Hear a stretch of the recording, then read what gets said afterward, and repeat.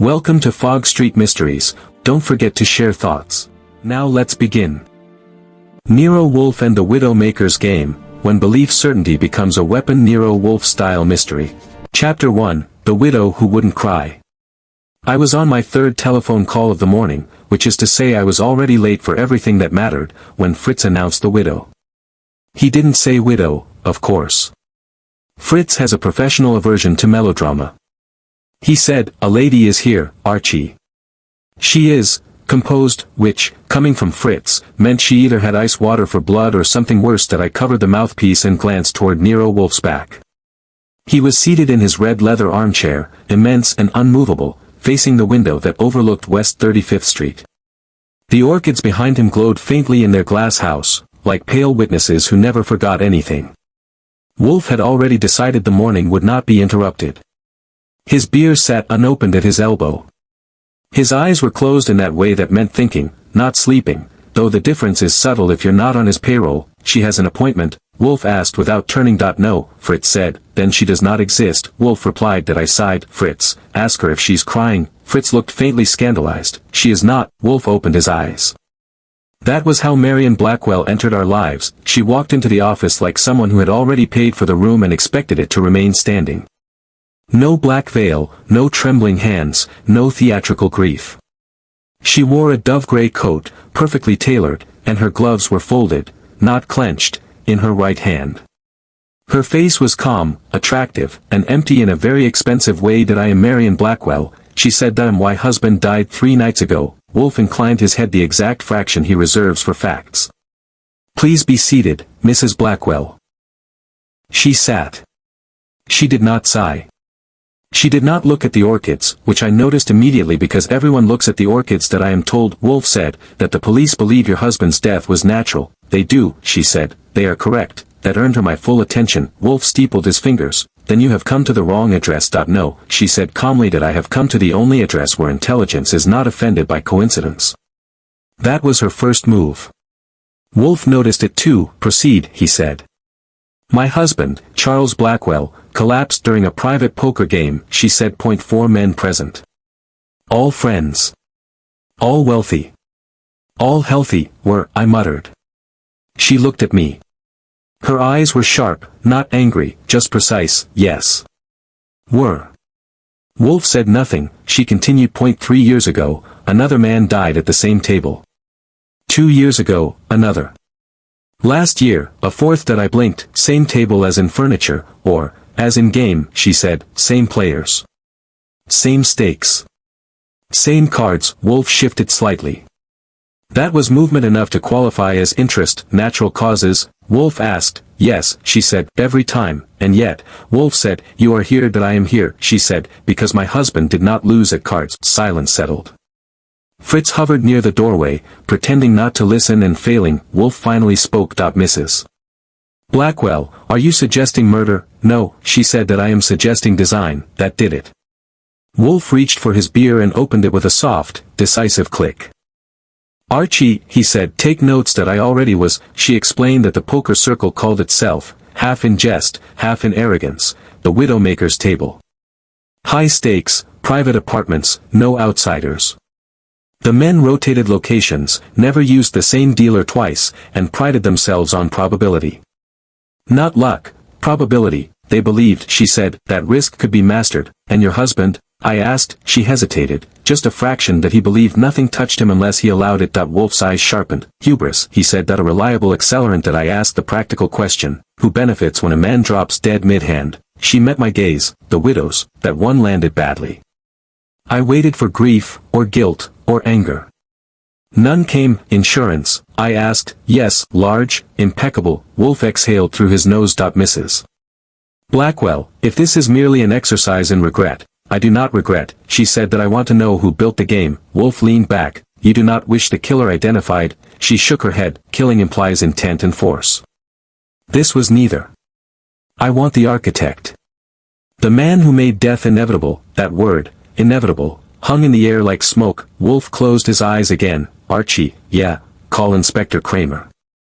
Ask him how many natural deaths he believes in before lunch." I grinned. On it. When I returned from the phone, Wolfe was already asking questions that had nothing to do with murder and everything to do with pattern. Timing. Seating. Who dealt? Who watched? Marion Blackwell answered each one without pause. That bothered me more than tears would have. When she left, Wolfe sat silently for a full minute. The orchids hummed softly behind him. Well, I said, this, Wolfe said slowly, is a case in which murder may be legal. That I frowned. That you're going to have to explain that I end time, he said. First, you will go out. You will observe. You will speak to the men who believe themselves untouchable, and you, I will remain here, he said firmly, where thinking is done properly. That I grabbed my coat. Of course you will. As I stepped out into the New York afternoon, taxis honking and shadows stretching between brownstones, one thing stuck with me. Marion Blackwell hadn't asked for justice. She'd asked for understanding, and in my experience, that usually meant someone was about to lose more than money. Chapter 2, A Game Played for Widows. If you've never tried to get information out of rich men who have nothing to fear except boredom, you've missed one of New York's purest athletic events. They don't run, but you do, around receptionists, doormen, private secretaries, and the kind of polite smiles that cost more than my suit. Wolfe, naturally, remained in the brownstone, because movement is vulgar when thought will do. He had sent me out with a list of questions that read like a psychology exam written by a man who hates psychology. Names, he had said, and details. The order of deaths. The circumstances. And, Archie, be attentive to the wives. Yes, sir, I told him. I'll go interview the grieving ladies about their profits. Very tasteful. He had blinked at me. Taste is irrelevant. Facts are not. So I took my notebook, my patience, which is not a large object, and a taxi down toward Madison Avenue, where a man can buy a tie, a conscience, or a lie, depending on which store he enters. The first man, Gordon Pell, ran an investment firm that occupied a floor high enough to make you think gravity respected money. His office looked like it had been designed by someone who hated the word cozy. His secretary, a blonde with cheekbones sharp enough to cut glass, tried to stall me. Noir. Pell is in conference. Tell him Archie Goodwin is here. I said. If he doesn't know who that is, tell him Nero Wolfe knows who he is. The cheekbone softened. She made the call. A minute later I was inside, facing a tall man with hair like brushed steel and eyes like arithmetic. Pell smiled as if he'd practiced it in a mirror and decided it was a good substitute for warmth. Amar. Goodwin, he said. To what do I owe this? Pleasure, poker, I said, and the men who keep dying at it. His smile held, but his eyes tightened. That's grotesque. Welcome to New York, I said. Your name appears on a list of 5. Your game has a nickname. The Widowmaker's Table. Cute. Pell's hand moved toward a silver cigarette case, then stopped. That name is a joke. Jokes don't usually come with death certificates, I said. He leaned back. Look, Blackwell was my friend. We were there.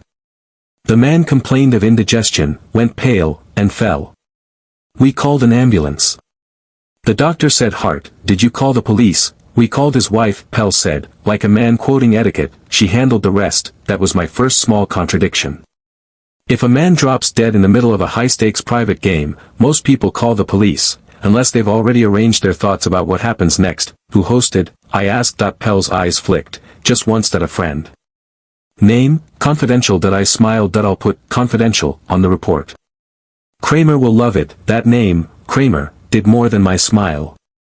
Pell's jaw set. You're implying we did something criminal. He said. I'm implying you've been playing something besides cards. I said, and I'm implying you know it. His eyes hardened. There were 5 of us.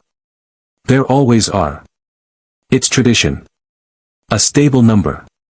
A controlled environment. A laboratory. I said. He didn't like that word. We play.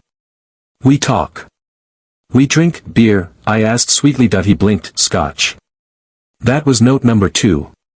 Wolfe would enjoy it. He believes any man who chooses scotch over beer is already guilty of something. Before I left, Pell said, too casually, Mrs. Blackwell is coping remarkably. I nodded. She isn't coping. She's calculating. His eyes snapped to mine. There it was, the first crack. The second man, Dr. Irving Mott. If Gordon Pell was cold math, Dr. Irving Mott was warm arrogance. He was a cardiologist. Yes, that kind of irony, which made Charles Blackwell's heart failure feel like a private insult. I met him at a club on East 60s, where the chairs were softer than the men. Mott greeted me like we were friends and I was late paying him. Goodwin, he boomed. Wolfe's bright boy. What brings you here, other than the scent of money? Death, I said that it has a smell too. He laughed, but it wasn't natural laughter. It was performance. You're referring to Blackwell, he said, tragic. But the man ate like he was trying to prove something. Oh, it's indigestion, I said. Mott took a drink. It's pride. Men in that circle collect pride like stamps. Who else was there? I asked. He named Pell, himself, a banker named Louis Ransom, and a quiet man named Victor Sloan. Then he paused. And the fifth? I asked. Mott smiled. Always five. That's not a name, because the fifth seat changes, he said, eyes glittering. That's the point. Now that was interesting. Marion Blackwell had implied the same men. Mott was saying the opposite. Either he was lying, or Marion had been, or both were telling the truth in ways that didn't match. Does the dealer change too? I asked. Mott shrugged. We hire a professional. No one we know. A house rule, I said. To keep things clean. Oh, very, he said, and something in his voice made the word crawl. A diner, a call, and Wolfe's patience. By the time I hit a diner near Lexington, my feet were sore and my notebook was full of rich men poetry, smooth lines, hidden hooks. I ordered coffee that tasted like it had been filtered through a sock and called Wolfe. He answered on the second ring, which meant I'd interrupted something irritating but not sacred. Report, he said. Pell says it was natural and confidential. I told him. Mott says it was pride and that the fifth seat changes. There was a pause. I could picture Wolfe, immobile, one hand on the armrest, the other hovering near his beer like a judge ready to bang a gavel. Changes how? He asked. Not sure yet, I said, but they all agree on one thing, always 5 players.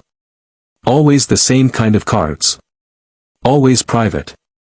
You mentioned cards, Wolfe said. Describe them. I glanced at my notes. Vintage deck. Unusual back pattern, something like a compass rose. Pell said, traditional. Mott said, custom. Wolfe grunted, find a deck. You want me to steal a deck of cards from a millionaire's pocket? I want you, Wolfe said, to obtain one. I sighed. That's more poetic. Also, Wolfe added, the financial transfers, working on it. But Marion said the widow's benefit. Pell didn't deny it. He only looked offended by the concept. And you? Wolfe asked. I'm offended by the coffee. I said. He hung up. The third man, Louis Ransom, Banker Ransom, was easier. Bankers always are. They're trained to believe facts are dangerous, which means they respect men who collect them. His office smelled like paper and restrained panic. He was younger than the others, thin, nervous, the kind of man who might sweat in a snowstorm. I didn't do anything, he said as soon as I sat down. I haven't accused you of anything, I told him, but thanks for the early confession. Saves time. He swallowed. We were friends. It was a game. Your game has a nickname, I said. The Widowmaker's Table. Who came up with that? Ransom's eyes darted toward the window. It wasn't meant. Who? I pressed. He hesitated. Then, Victor Sloan, I said. A flicker of fear crossed his face. That was my third clue, and the best so far. Why fear him? I asked. He's controlled, Ransom said. And he never loses. That's not a crime, I said. It's just annoying. Ransom's hands twisted together. You don't understand.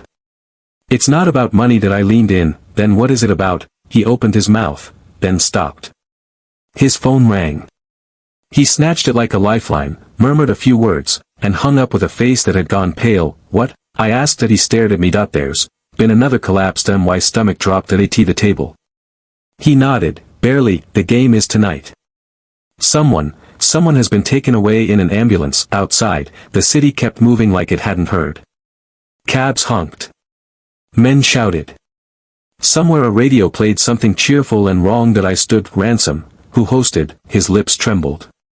Who hosted? I repeated, sharper. He whispered it. Victor's place. Riverside Drive. There it was, the address, the shadow. The next move. I walked out into the winter air and felt New York tighten around me. This wasn't a string of accidents anymore. It was a machine, and it had just produced another body. When I called Wolfe from the lobby phone, he didn't ask how I felt. Wolfe never does. He asked the only thing that mattered. Archie, he said, calm as a locked door, are you now convinced there is design? I stared at the revolving door, watching strangers spin through it without knowing the rules of the game being played above them. Yeah, I said. I'm convinced. Good, Wolfe replied, then we shall make ourselves inconvenient, and for Nero Wolfe, that was practically a declaration of war. Chapter 3, The Cards Never Lie. If there is one thing Nero Wolfe respects almost as much as logic, it is routine. And if there is one thing he despises, it is disruption of that routine by people who collapse inconveniently in the middle of a private poker game. That I returned to the brownstone just after 9, smelling like cold air, taxi upholstery, and bad decisions. Fritz had dinner ready, which meant Wolfe was in his chair, napkin precise, temper restrained only by food. The orchids glowed softly behind him, innocent as saints and just as judgmental. Well, Wolfe said without looking up. Another man collapsed, I said. Riverside Drive. Victor Sloane's place. Wolfe paused mid-bite. That's his version of a gasp. Fatal? He asked. Unknown, I said, but ambulances don't usually arrive for bridge games. Wolfe finished chewing, dabbed his mouth, and leaned back like a general settling into a campaign chair. Then we are no longer examining history, he said. We are observing an active mechanism. That's comforting, I said. Any chance this mechanism takes weekends off? No. I dropped into my chair and started unloading names, habits, tells, Pell's arithmetic stare, Mott's theatrical warmth, Ransom's fear, and Victor Sloane's reputation for control so tight it squeaked. Wolfe listened with eyes half closed, fingers steepled, beer untouched. When I finished, he said, you have neglected the most reliable witness, the corpse. I guessed. The cards. Wolfe said. That I blinked. They don't talk. On the contrary, Wolfe said, they are incapable of lying. That he sent Fritz for coffee and instructed me to retrieve anything I could about the deck used at the widowmaker's table. That's Wolfe talk for go out again, Archie, which is his favorite hobby. A deck with a memory. By midnight, I was at a pawn shop on 9th Avenue that smelled like dust and regret. The owner was a man with nicotine fingers and a memory like a steel trap. As long as money was involved. That I described the deck. Vintage stock, compass rose backs, custom cut. That he didn't hesitate. German print. Pre-war design. Rare. Who buys them? I asked. He smiled. People who like to feel smarter than chance. Anyone recently? He thought. That a month ago. Middle-aged fellow. Quiet. Didn't bargain. Name, paid cash, he said. Left a card. The card read, Sloane Consulting. That was neat. Too neat. Victor Sloane hadn't just hosted the game, he'd supplied its tools. Back at the brownstone, Wolfe accepted the information with a faint nod, like a man adding a final spice to a recipe he'd already memorized. Cards, he said, are instruments of probability. But probability is only dangerous when misunderstood. You're going to have to translate that into English. I said. That I end time. Wolfe replied. First, tell me about the wives. That brought us to the uncomfortable part. Widows in control. The next day I visited 2 widows, not Marion Blackwell, she was too obvious. I went to Mrs. Gordon Pell and Mrs. Lewis Ransom. Both were gracious, composed, and, this was the part that bothered me, efficient. Mrs. Pell greeted me in a sunlit living room that smelled of fresh flowers and new furniture. She wore black, but it was the tailored kind, the sort that said morning was an event, not a collapse. My husband mentioned you, she said. You work for Mr. Wolfe. That's right, I said. That he sits. I run. She smiled politely. Gordon always admired decisiveness. Funny, I said. That he didn't seem decisive about calling the police. Her smile stiffened. That we value privacy. So did your husband's life insurance carrier, I said. That landed.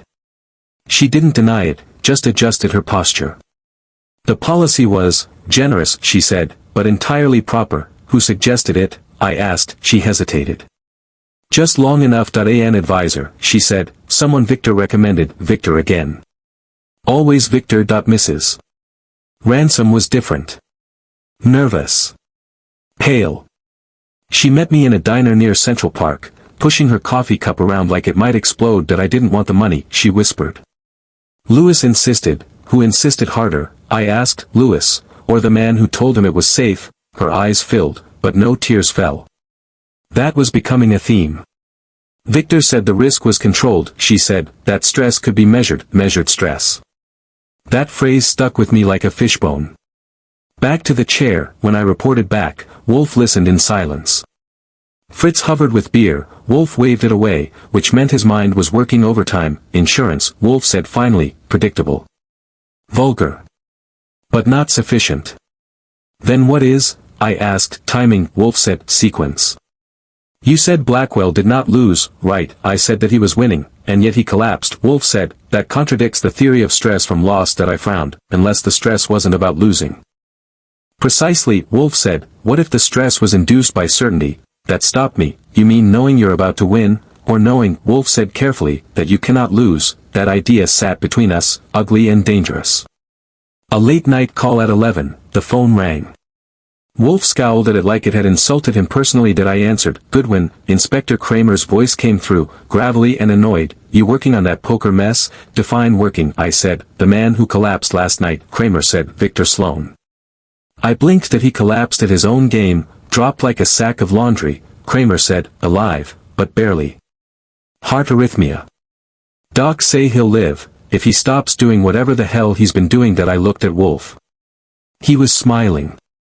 That never bodes well for someone. That's interesting, I said. That no kidding, Kramer snapped. You got something, Goodwin? Only a deck of cards and a theory, I said. Both dangerous. That he hung up. Wolfe leaned back, eyes bright. Excellent, excellent, I said. The man who may be running this circus just collapsed, which, Wolfe said, means either he is not the architect, or he has committed an error, and you're betting on the error. I said that I do not bet. Wolfe said coldly that I deduce the contradiction. Here was the contradiction Wolfe loved. Victor Sloan appeared to benefit. He supplied the cards, the advisors, the philosophy. But now he'd nearly joined the casualty list, unless, I said slowly, someone wanted him scared. Wolfe nodded. Or removed. By his own system, I asked. Systems, Wolfe said, are merciless. Even to their creators. The orchids behind him caught the light, pale and silent. The scent was stronger tonight, sweet, almost cloying. You're saying, I said, this game doesn't need a killer. Wolfe's voice dropped. On the contrary. It requires one. But not in the usual sense. I waited. The killer, Wolfe said, is whoever designed inevitability, and believed himself immune to it. That I thought of Victor Sloan's calm control, the advisors, the cards, the insurance, the widows who didn't cry, and the cards, I asked. Wolfe's lips curved faintly. They tell us when certainty becomes fatal. Outside, a taxi horn blared. Somewhere a radio laughed. New York went on pretending this was all just another bad hand, but I knew better now. This wasn't a poker game. That it was a demonstration, and someone was about to prove that even the smartest man at the table can still play himself to death. Chapter 4, The Widow Who Knew the Rules. If there's one thing you learn early working for Nero Wolfe, it's that he never confronts a person until he knows exactly which part of the truth will hurt them the most. He doesn't rush. He lets the truth ripen. Like Fritz's sauerbraten, or a suspect's conscience. So when Wolfe told me, invite Mrs. Marion Blackwell to dinner, I knew two things immediately. Point 1, he was serious. Point 2, somebody was about to be deeply uncomfortable while pretending not to be. Marion Blackwell arrived at precisely 7. That alone was suspicious. Anyone who lives with uncertainty learns to be late or early. People who arrive exactly on time believe the world will cooperate. Wolfe received her from his red leather armchair, massive and immovable, napkin perfectly placed, orchids glowing faintly behind him like pale jurors. Fritz served dinner with ceremonial precision. Marion ate politely, efficiently, and without appetite. That was the first tell. After coffee, Wolfe leaned back and regarded her as if she were a particularly interesting equation that had just refused to balance. Mrs. Blackwell, he said, you have been remarkably candid. But not entirely. She met his gaze without blinking. That I didn't come here to confess. No, Wolfe said, you came here to control. That I shifted in my chair. Here we go, Wolfe continued calmly. You knew the game was dangerous. Marion inhaled once. Slowly.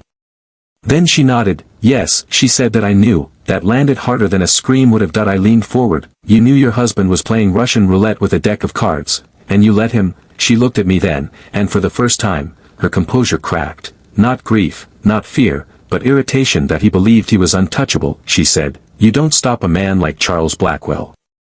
You wait for him to prove himself right.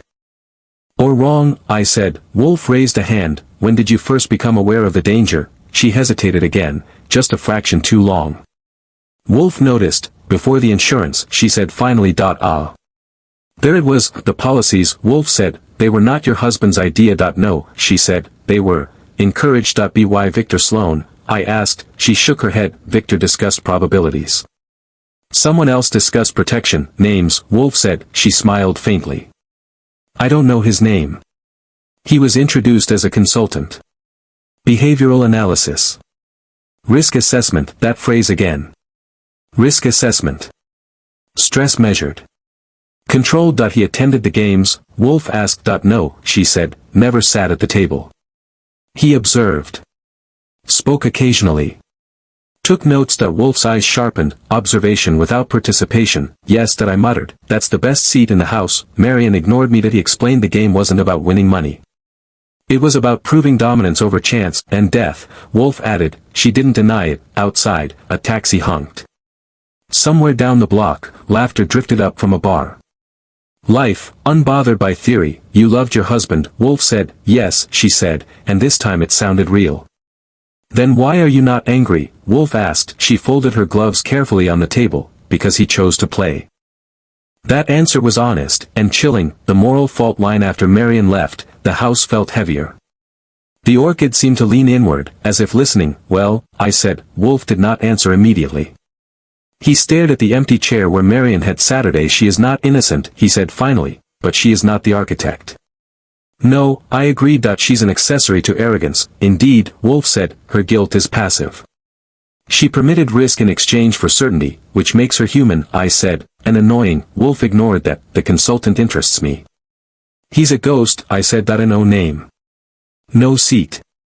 No fingerprints. Then, Wolfe said, we must force him into substance. That's Wolfe for make him real. Field work, diner style. The next day found me in a diner near the East River with Dr. Irving Mott, who was stirring his coffee like he expected it to confess. You ever notice, I said, how stress is always someone else's fault? Mott smiled weakly. You detectives like drama, not as much as cardiologists like certainty. I said, tell me about the consultant. His spoon froze. There was no, he began. Don't, I said. I've had enough coffee to recognize denial. He sighed. That he said men collapse not from stress, but from expectation. That made my skin prickle. Expectation of what? I asked. Outcome, Mott said. Victory. Loss. Finality. He claimed the body reacts more violently to certainty than fear. Did he have proof? I asked. Mott laughed without humor. That was the proof. The wives again later. I visited Mrs. Pell. She was rearranging flowers, white lilies this time. Too theatrical. Did you know, I asked, that your husband's game was designed to make death predictable? She didn't answer directly. Gordon liked systems. He trusted men who spoke calmly. So did your insurance agent? I said. Her jaw tightened. We were told it was safe. Safe for whom? I asked. She looked away. Back to the brownstone that night. Wolfe was deep in thought. No beer. No book. That's when he's most dangerous. The wives, he said, were prepared, conditioned. I said. Precisely. Wolfe replied. As were the men. You think the consultant trained them? I asked. Trained is too gentle. Wolfe said. That he indoctrinated them. Taught them how to believe probability was obedience, and once they believed, I said, their bodies followed orders. Wolfe nodded. That's murder. I said. No, Wolfe corrected, that is orchestration. The phone rang. Inspector Kramer's voice was sharp. Goodwin. Sloane's awake. That's a shame. I said. He's scared. Kramer continued. Keeps asking if the game is finished. I looked at Wolfe. He smiled faintly. Tell him, Wolfe said, loud enough for Kramer to hear through the receiver, that the game has only just begun. Kramer swore and hung up. The realization. I sat back and rubbed my eyes. You're saying the killer isn't after money? No, Wolfe said. Money is bait, not revenge. I said. No, then what? Wolfe finally reached for his beer and took a deliberate sip. Control, he said, the purest indulgence. To design a system where men destroy themselves while believing they are winning. I thought of Marion Blackwell, calm, composed, complicit but not cruel. So the Widowmaker isn't the table, I said slowly. Wolfe's eyes gleamed. No. The table is merely the stage. Outside, the city breathed. Somewhere, another man slept, unaware his heart might already be taking orders. And the consultant? I asked. Wolfe leaned back, massive and unyielding. That he will reveal himself. Wolfe said. All designers do. They cannot resist watching their creation perform. That's when I understood the real danger. This wasn't a hunt. It was an invitation, and Nero Wolfe had just accepted it. Chapter 5. The dealer never touches the cards. If there's a rule about Nero Wolfe, it's this. When he stops moving altogether, something else is about to move very fast. The morning after our little philosophical breakthrough about inevitability, Wolfe did not leave his chair, did not touch his beer, and did not speak for a full 20 minutes. Fritz hovered. The orchids glowed. I paced. Finally, Wolfe said. Archie, yeah. You will find the consultant, that narrows it down to every man in Manhattan who owns a notebook. I said that he is not every man. Wolfe replied that he is a man who must observe, like a birdwatcher. I said, like a god. Wolfe corrected that a small one that chilled me more than the November air outside. That a man who never plays the first step was simple. Find out who attended every game without ever taking a seat. That meant talking to staff, doormen, caterers, hired dealers. People who notice faces because faces tip them. That I started on Riverside Drive, Victor Sloan's building. The doorman remembered everything except what he was paid to forget. Poker nights, he said. Oh sure. Fancy crowd. Always polite. Anyone who didn't belong, I asked. That he frowned. There was a fellow. Quiet. Always arrived early. Left late. Played, I asked. No, the doorman said. Never touched the table. Sat back. Watched. Name. He shook his head. Didn't catch it. But he tipped well. Real well. Money again. The consultant paid to be invisible. The dealers talked. The hired dealer was easier. His name was Carl, and his hands shook when I mentioned heart attacks. They weren't accidents, he whispered, hunched over a diner table at 3 in the afternoon. You could feel it. Feel what? I asked. The tension, he said. Not losing tension, winning tension. Like everyone was waiting for something to happen. Who created that? I asked. Carl swallowed. The man in the chair. What chair? Against the wall, he said. Always the same seat. Never moved. That was important. Wolfe would appreciate that. Did he talk? I asked. Sometimes, Carl said. Little comments. Observe the rhythm. Certainty increases load. Stuff like that. I nodded. Sounds like a greeting card from hell. Carl didn't smile. Did he ever panic? I asked. Once, Carl said, when Victor collapsed. He stood up so fast I thought he'd bolt. But then he sat back down. Like he remembered something, like he remembered the rules, I said. Carl nodded vigorously. Back to the brownstone. Wolfe listened as if I were reading him a bedtime story written by a mad engineer. A fixed chair, Wolfe said. Observation. Payment for invisibility. He is not a gambler. No, I said. That he's a conductor. Wolfe smiled faintly, and the orchestra believes it plays freely. That afternoon, Wolfe finally drank his beer. That was the sign I'd been waiting for. Archie, he said, we will invite the players, all of them. I asked. All who remain, Wolfe said, including the widows. That'll be cozy, I said, and the consultant. Wolfe added. That I frowned. That we don't have a name. That we have a habit. Wolfe replied. That he will attend. The flaw. I leaned back. That what's the angle? The same as always. Wolfe said. That we will make him observe. That you're saying we set a trap by recreating the conditions? I asked. Not recreating, Wolfe said, refining. That he explained it slowly. Savoring it like a man describing a perfect meal. The consultant relies on one principle, control through predictability. He must know outcomes to validate his design, and if he doesn't, I asked. That he will interfere, Wolfe said, and thereby expose himself. That I whistled softly. That you're betting on vanity. That I am counting on it, Wolfe said. The atmosphere tightens. The invitations went out under Wolfe's letterhead, formal, precise, and impossible to refuse. Inspector Kramer was informed, reluctantly, that he would be needed. The night before the meeting, the brownstone felt different. The orchid scent was heavier, the shadows deeper. Even Fritz moved quietly, like the house itself was holding its breath. You nervous? I asked Wolfe. That I am never nervous, he said, but I am attentive. That was worse. A late discovery just before midnight. I got a call from Mrs. Ransom. That he's watching, she whispered. Who? I asked. The consultant, she said. That he called. Asked if I would attend tomorrow. Said it was important. I see the end. The end of what? I asked. She didn't answer. She hung up. That I relayed that to Wolfe. Excellent, he said calmly. That he anticipates a conclusion. Do I asked. Wolfe met my gaze. That I anticipate a demonstration, the real mechanism. As I lay awake later, I put the pieces together the way Wolfe had taught me, slowly, reluctantly. No poison. No weapon. No violence. Just timing, psychology, and bodies pushed past their limits by certainty. Men trained to believe they were safe until their hearts obeyed a command they didn't hear. The consultant didn't kill. That he designed inevitability, and the most dangerous thing about inevitability is that once people believe in it, they help it along. Morning at breakfast, Wolfe ate heartily. That meant confidence. Archie, he said between bites, today we learn whether murder requires blood, and if it doesn't, I asked. Then, Wolfe said, the law will have to learn something new. Outside, taxis hissed on wet pavement. Somewhere, a man practiced calm breathing. Unaware that his certainty might already be working against him, that I finished my coffee and reached for my coat. Let's go meet the man who never touches the cards, I said. Wolfe nodded, massive and serene. Yes, he said. Let us see how he reacts when the game is no longer his. Chapter 6, A Perfectly Legal Murder. If you want to see New York's upper crust sweat without breaking a single law, invite them to Nero Wolfe's brownstone and tell them he intends to explain something. They arrived just after 8. One by one. Quiet cars. Polite hellos. Faces composed like masks freshly ironed.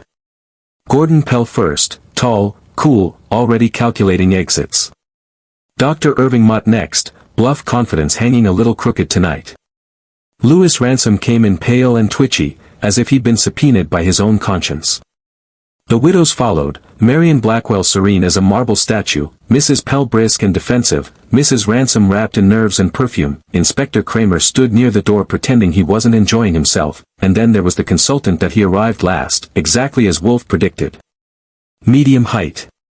Medium build. Medium smile. The kind of man you forget until you realize he's been watching you the whole time. He introduced himself simply. David Kerr, he said. I advise on risk. Wolfe didn't rise. He never does when gravity is on his side. He gestured to the chairs arranged in a neat semicircle facing his desk, his armchair the unmoving center, orchids glowing faintly behind him like pale witnesses who had seen this before. Be seated. Wolfe said that we will not gamble tonight. A ripple of discomfort moved through the room. That is unfortunate, Kerr said mildly. Games clarify character. Wolfe regarded him. So does silence. I took my position to Wolfe's right, notebook out, eyes busy. Fritz hovered with beer, which Wolfe waved away for the moment. When he does that, you know he's hungry for something else. Ladies and gentlemen, Wolfe began, we are here to discuss murder. Kramer cleared his throat. Now hold on, Inspector, Wolfe said calmly. No one here has killed anyone. The relief was immediate, and brief. No, Wolfe continued, they have done something far more interesting. I leaned forward, they outsourced it. Kerr smiled faintly. An amusing metaphor. Wolfe ignored him. Several men have died. Officially of natural causes. Each death occurred during a private game. Each death was preceded by preparation, conditioning, and financial insulation. He looked at the widows. Each death, Wolfe said, benefited those who survived. Mrs. Pell bristled. That's offensive. So is death, Wolfe replied. The room tightened. You will note, Wolfe said, that I have not accused anyone of violence. There was no poison, no weapon, no hand applied to throat or trigger. Kerr shifted in his chair. Just slightly. I caught it. What, then? Mott demanded. Design. Wolfe said. He turned to me. Archie. I stood. Let's talk about stress, I said cheerfully. Most folks think stress comes from fear or loss. Turns out certainty is worse. Ransom swallowed. Wolfe continued. You were taught that probability obeys discipline. That if one controls the variables, timing, expectation, outcome, one controls the body. Kerr spoke then, voice smooth. That is a theory. No, Wolfe said, that is your profession. Silence. Kerr laughed lightly. You flatter me, Mr. Wolfe. I merely observe patterns, and interfere when they deviate. Wolfe said, that was the crack, the game without cards. Wolfe gestured to the table. Fritz stepped forward and placed a deck of cards on it. Vintage, compass rose backs, pristine. These cards, Wolfe said, were supplied by you, Mr. Kerr. They are irrelevant as instruments of chance and essential as symbols of control. Kerr smiled again, but it didn't reach his eyes. Symbols are subjective, physiology is not. Wolfe replied. He explained it then, not the solution, not the end, but the shape of the thing. How the consultant spoke calmly of certainty. How he measured stress not as panic, but as expectation. How men who believed they were safe pushed themselves past limits they would otherwise respect. Gentlemen, Wolfe said, you were not murdered. You were persuaded. Doctor. Mott leapt to his feet. That's ridiculous. You're saying belief killed them? No, Wolfe said. I am saying belief completed the circuit. Marion Blackwell spoke softly. Charles trusted the system. Wolfe nodded, and the system required observation. He looked directly at Kerr. You attended every game, Wolfe said. You sat in the same chair. You arrived early. You left late. Kerr spread his hands. Curiosity, vanity, Wolfe corrected. You needed to see it work. Kramer stepped forward. That still doesn't make it a crime. Indeed, Wolfe said, which is why this is a demonstration. Wolfe sets the trap. He turned to the table again. Tonight, we will play a game. Pell stiffened. You said, we will not gamble. Wolfe said that we will observe. Fritz placed chairs. The men sat. The widows watched. Kerr hesitated, then took his customary seat against the wall. Wolfe smiled faintly. Archie, he said, please begin. I dealt the cards, slowly, deliberately, making a show of it. No bets. No money. Just the ritual. The men followed automatically. Conditioning is a powerful thing. Note, Wolfe said that there is no risk tonight. No money. No insurance. No outcome. Kerr leaned forward. Then this is meaningless. On the contrary, Wolfe said that it is intolerable. I watched Kerr's hands. They clenched, then relaxed. Observe, Wolfe said, voice calm, the absence of certainty. Kerr stood up. That was it. That was the moment. You see, Wolfe said, you cannot allow deviation. You must intervene. Kerr laughed sharply. This proves nothing. That it proves, Wolfe said, that the designer must always observe, and correct. Kramer's eyes narrowed. Pressure without touch, Wolfe continued, gently tightening the room like a vice. He altered the order. Changed the rhythm. Asked questions mid-deal. Introduced delay. Uncertainty. Kerr's breathing quickened. He spoke more. Corrected me. Suggested order. Please, Wolfe said softly. Remain seated. Kerr ignored him. You fear, Wolfe said, that without your guidance, the system collapses. That's absurd. Kerr snapped. And yet, Wolfe said, you are here. Sweat appeared at Kerr's temple. This, Wolfe said, is what you did to them. Not with force. With inevitability. Kerr laughed again. Too loud. You can't prove intent. No, Wolfe said, but I can provoke error. Kerr's hand went to his chest. Mott shouted, sit down. Kerr froze.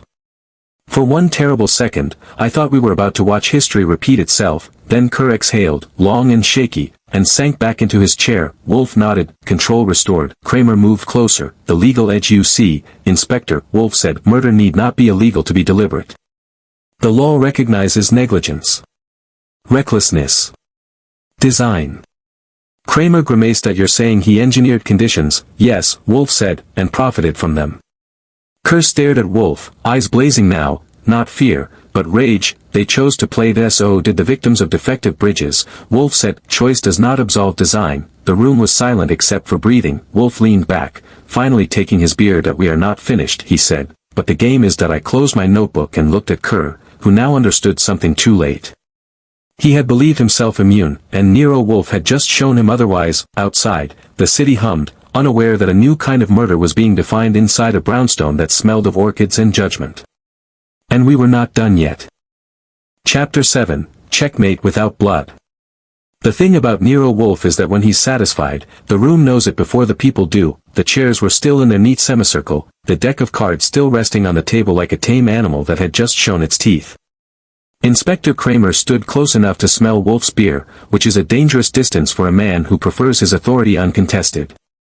David Kerr, consultant, observer, designer of inevitability, sat rigid against the wall, breathing like a man counting steps across thin ice. Wolfe had not accused him of murder. That was the worst part. Archie, Wolfe said mildly, would you be so kind as to remove the cards? That I did, slipping them back into their box.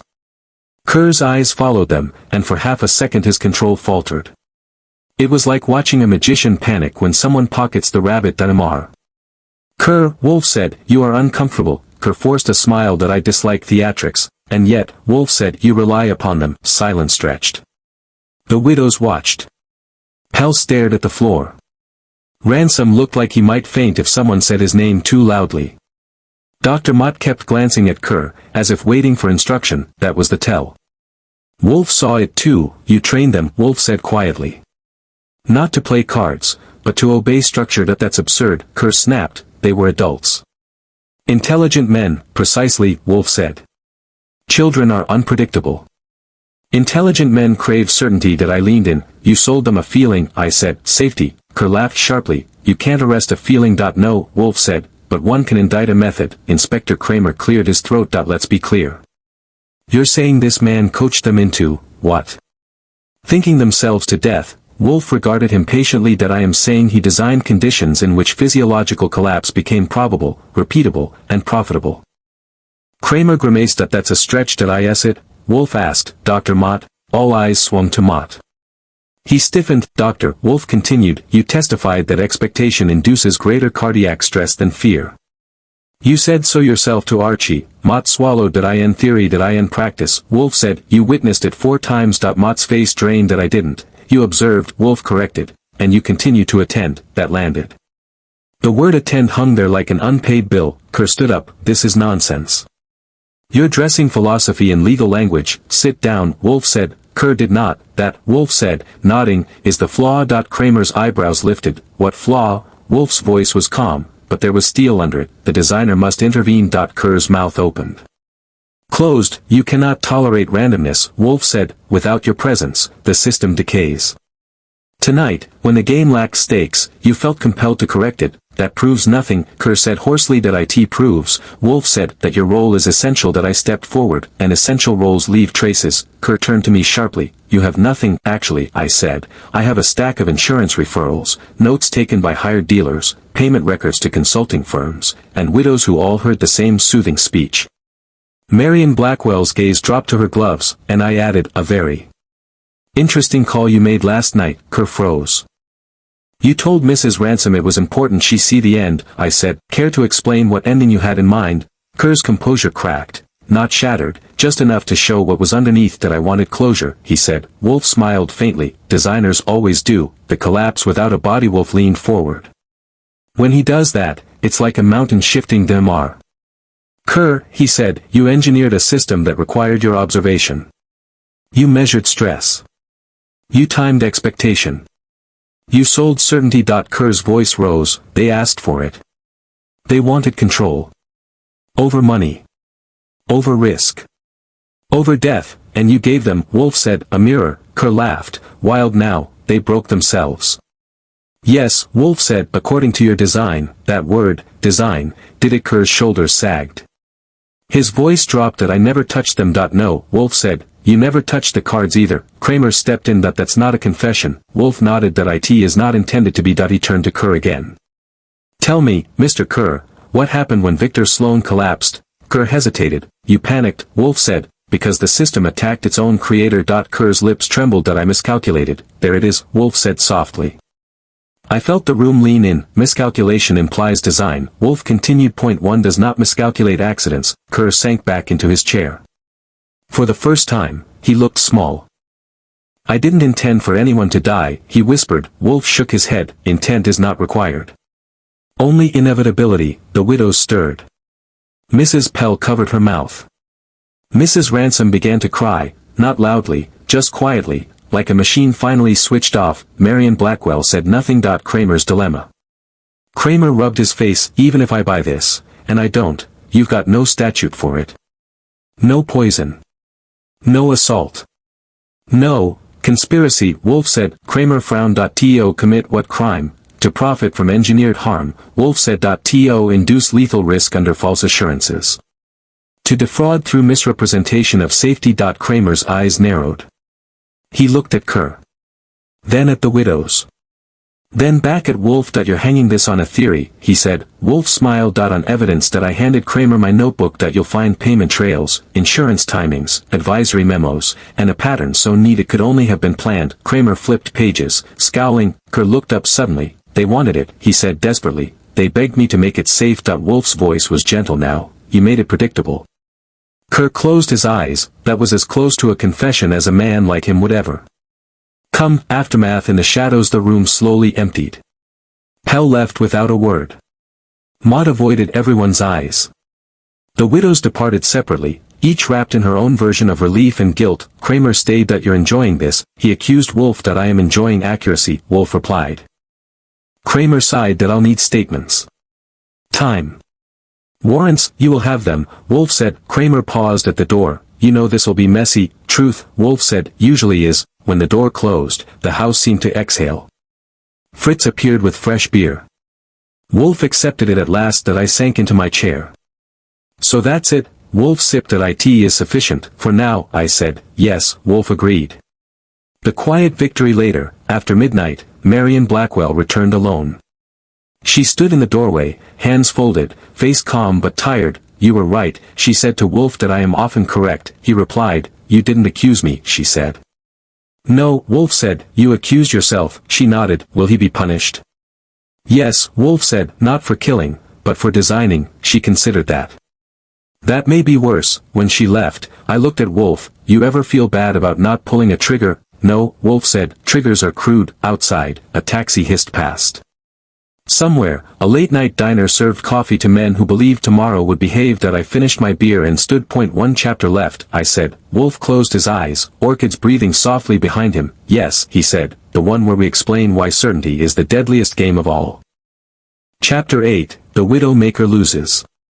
If you've never watched a theory become an arrest, you haven't lived in New York long enough, or you haven't worked for Nero Wolfe. Most people think justice arrives with sirens, swinging fists, and a man in a hat shouting orders. In Wolfe's office it usually arrives with a chair creaking, a beer opened, and a sentence spoken so calmly it makes your skin prickle. The morning after Chapter 7's little group therapy session, Wolfe was back in his routine like a cathedral clock, orchids first, breakfast second, the rest of the world somewhere beneath that. Fritz served kidneys and bacon. Wolfe ate with solemn appreciation. I drank coffee and wondered how many rich men were currently rehearsing innocence in front of mirrors. Kramer arrived at 10, looking like a man who had slept in his suit and lost the argument with his razor. That he didn't waste time. That I got your notes, he growled, dumping a folder on Wolfe's desk. That I talked to the widows. I talked to the dealer. I pulled the payments. I've got enough paper to wallpaper the precinct. Wolfe didn't blink, then proceed. Kramer scowled at him. You sure you don't want to tell me again how a man can murder without touching anyone? No, Wolfe said. It offends my sense of repetition. That I grinned. That he's saving it for the encore. Inspector. Kramer ignored me and looked at Wolfe. Kerr's lawyer is already making noises. Says this is all speculation and philosophy. Says the men were adults. Says if a guy eats too much steak and drops dead, that's not a crime. Wolfe's eyes narrowed. If one persuades a man to consume poison by describing it as nourishment, is that merely steak? Kramer's mouth tightened. That's better. Say it like that in court. Wolfe lifted a hand. There will be no court unless we provide a hook the law recognizes. And do we have one? I asked. Wolfe regarded me as if I were a slow student. Naturally, the final mechanism. How the game killed. Wolfe tapped the fall. Kramer shifted, listening despite himself. I leaned forward. First, Wolfe said, he introduced a ritual, the fixed number of players, the vintage cards, the fixed chair for observation. Ritual creates faith. That I pictured Kerr in that wall chair, calm, watching, correcting. The doorman's memory. The dealer's fear. Second, Wolfe continued, he introduced certainty, through coached probability, controlled variables, and the promise of safety. Men who believe they can master chance will push beyond their body's caution. Dr.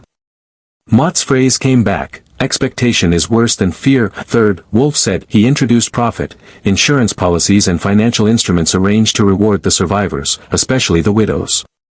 Money is not the purpose. It is the lever. Kramer grunted. So what's the crime? Wolfe's eyes gleamed. Fraud. Conspiracy. Depraved indifference. Reckless endangerment. If your courts were more intelligent. He sold safety while increasing risk. He induced participation by false assurance. And when death occurred, he profited, directly or indirectly, through consulting fees and referrals tied to the policies. Kramer scratched his chin. That we can work with that. Also, Wolfe added, he kept records. Kramer looked up sharply. What records? Wolfe sipped beer. Designers cannot resist documentation. Mr. Kerr is a man who mistakes notes for immortality. I blinked. You found his notebook. Wolfe looked at me. Archie found his habit. I found his vanity. Kramer's eyes narrowed. You got something you haven't told me. Wolfe gestured to Fritz. Fritz brought a small envelope, plain, unmarked, and therefore guaranteed to be interesting. I opened it and slid out a thin pad of paper, neatly written, filled with columns and clinical phrases. Baseline pulse, trigger, announced outcome, delay, 14 seconds, subject displays compliance, intervention required when rhythm deviates. My stomach tightened. Kramer stared. Where the hell did this come from? I answered before Wolfe could. Special delivery. Left with the doorman at dawn. Kramer turned to Wolfe. You set him up. Wolfe's voice was calm. I provided him an opportunity to correct his system.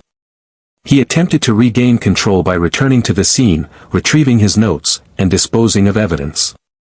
In his haste, he made a mistake. What mistake? Kramer demanded. Wolfe nodded at a page that he wrote the name of the fifth man who died. Kramer's eyes darted over the paper. That name was never public. No, Wolfe said, because the family paid to keep it quiet. Yet Mr. Kerr recorded it. Kramer exhaled sharply. That's not philosophy.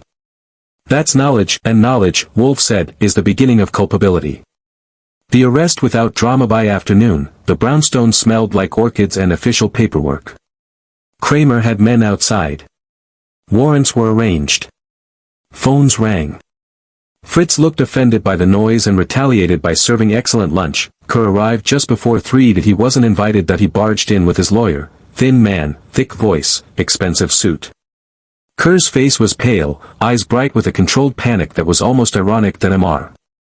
Wolfe, Kerr began. This has gone far enough. Wolfe didn't look up. On the contrary. It has gone precisely far enough. The lawyer stepped forward. My client has been defamed. Kramer appeared like a bulldog. Save it for the judge. Kerr's gaze snapped to the notebook on Wolfe's desk. There. That look. The reflex of ownership. Wolfe saw it and smiled faintly. You cannot resist, Wolfe said softly. You must observe even your own downfall. Kerr's jaw clenched. They chose, yes, Wolfe said, and you designed the choice to be fatal. Kramer took Kerr by the arm. Kerr didn't fight. He only looked at Wolfe with a kind of wounded fury. You're condemning intelligence, he said. Wolfe's voice was flat. No. I am condemning arrogance. Kerr was let out. The lawyer sputtered. The house returned to stillness as if it had swallowed a stone, the widows and the bill. That evening Marion Blackwell came once more. Alone. No coat this time, just a black dress that looked like it had never been wrinkled by emotion. Wolfe offered her a chair. Saturday it's finished, she said. Wolfe regarded her. For you, perhaps. For the dead, no, she lowered her eyes. Charles believed he could control everything. Yes, Wolfe said, and you believed he would succeed. Her hands tightened on her gloves. I wanted safety. You purchased certainty, Wolfe replied. They are not the same. I watched her then. For the first time since she'd walked into our office, something in her face moved. Not tears, still none, but a small, honest tremor. What happens to the money? She asked. Wolfe's voice was unmoved, frozen. Contested. Returned where it can be. The law will be clumsy, but it will stumble in the correct direction. She nodded slowly. And me? Wolfe's eyes held hers. You will live with what you permitted. That was Wolfe's version of mercy. Marion stood, composed again. Thank you, she said.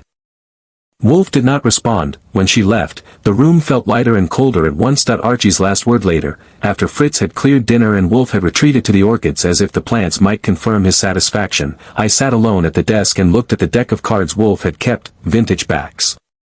Compass rose. Pretty design for an ugly game. Wolfe returned and settled into his chair, beer in hand. The routine was restored. The house had survived another brush with human stupidity. You know what I hate? I said.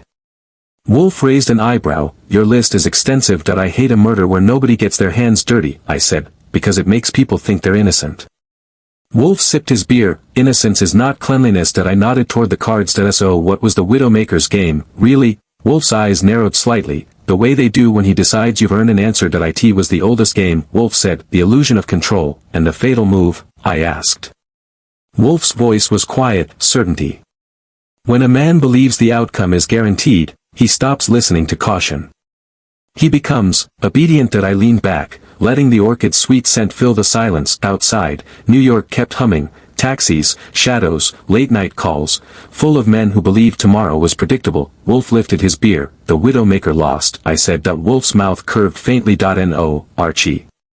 The Widowmaker did precisely what it was designed to do. I frowned. Then what lost? Wolfe looked at me, calm and immovable. The designer, he said, because he believed himself immune to his own rules, and that, in the end, was the only justice this kind of game ever allows.